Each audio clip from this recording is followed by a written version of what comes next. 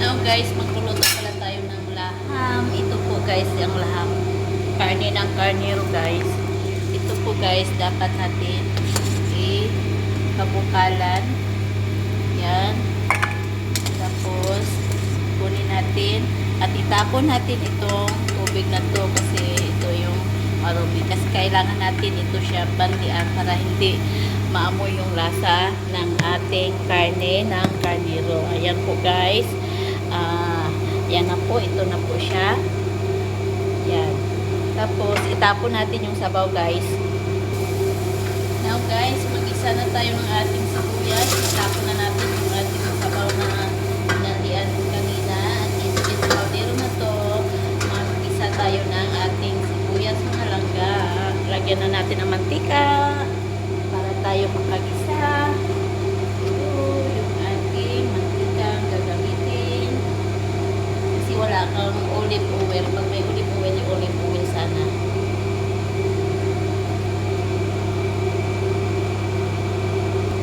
Now, gisahin na natin yung ating sibuyas mga langga. Kasi mainit yung ating mantika.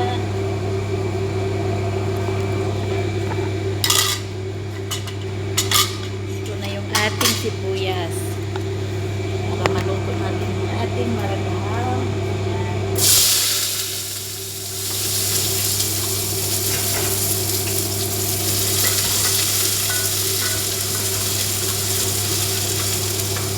Kaya natin hanggang maluto yung ating sibuyas. Dagdag po natin ito guys. So, ating laurel, darsin steak, at itong cloves.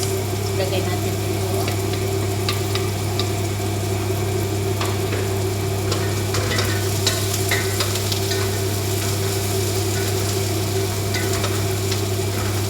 Now, ilagay na natin itong ating karnero.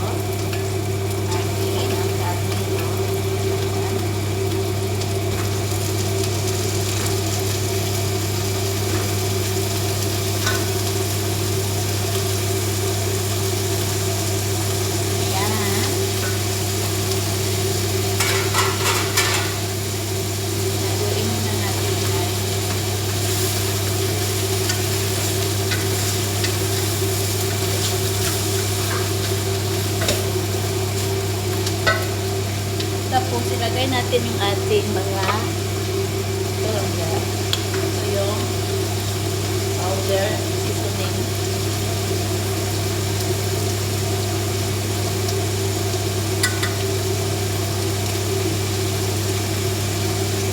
Turmeric powder.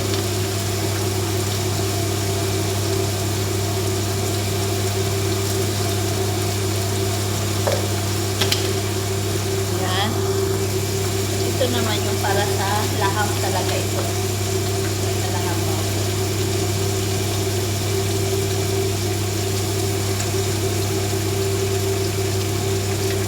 Yan.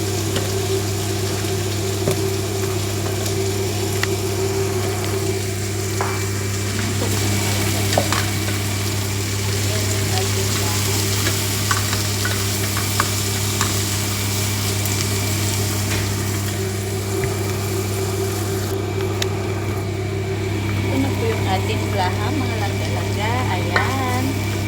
Tapos, brown na din yung ating sibuyas. Ilagay na natin yung ating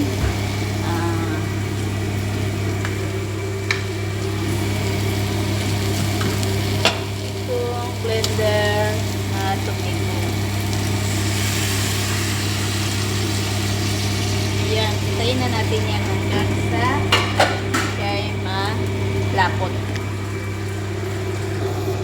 Now guys, lagyan na natin ng sabaw yung ating laham. Ayan na po yung kanya. Ayan, lagyan na natin ng sabaw para maging malambot siya. Ayan natin hanggang sa maglambot yung ating. Ayan. Ayan na guys. Mga isang oras kalahati po yan halaga guys. Ang ating marag laham. Yun po yung marag laham Arabic.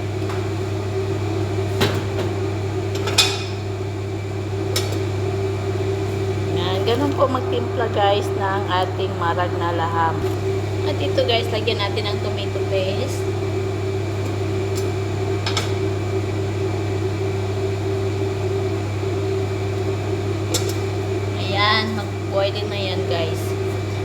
po guys, pag magluto po tayo ng marag na laham, ang gagawin po natin una is, hugasan muna natin, kunin yung mga taba-taba. Tapos, pagtapos ng hugasan natin ulit, ibabad po ninyo sa turmeric powder. Pagbabad ninyo sa turmeric powder ng mga 5 minutes or 10 minutes, hugasan natin ulit. Pakulo po kayo ng tubig. Tapos pag pakulo yung tubig, ilagay yung karne ng ng karnero dyan. Pa-boiling lang siya. Tapos yung lumalabas yung mga dumi-dumi niya, yung mga dugo niya yan, kunin nyo po, itapon. Pagkatapos po niyan, kunin yung laham sa loob ng kardero na nagkulo-kulo, kunin ninyo at itapon na yung sabaw. Pagkatapos niyan guys, mag-isa kayo ng sibuyas, ahos, at saka ilagay yung laham, tapos i-mix. Pagkatapos nyo ma-mix, ayan na po, mag-mix na siya. Okay na siya. Lagyan natin ng mga seasoning, yung mga powder, kurkum, panglaham powder, yung Arabic powder, at lagyan ng darsen, laurel. Ayan po yung ating pagsahog dito. Also yung asin. Pagkatapos niyan guys, tubigan natin siya.